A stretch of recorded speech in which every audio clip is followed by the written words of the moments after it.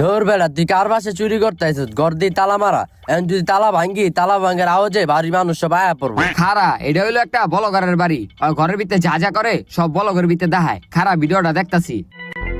তো গাইস, আমি সবসময় ঘর থেকে বাইরে হওয়ার সময় ঘরটা তালা দিয়া এই যে ঘরের চাবিটা এটার নিচে রাইখা যাই।